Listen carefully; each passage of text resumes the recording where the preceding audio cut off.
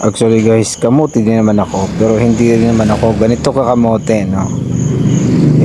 Minsan kailangan kasi nating mga mote pag ganitong traffic, kasi pag hindi ka marunong mga mote pag traffic,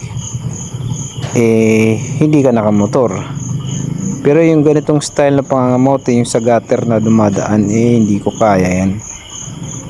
Never kong ginawa yan sa 6 years kong pagmumotor. Yung gutter na yan, hindi ko talaga ginawa yan. Sa buong babala na maipit ako dito sa may part na to, pero yung sa mga gutter na ganyan, never ko pang ginawa yan, kasi ganito mangyayari sa inyo minsan, no?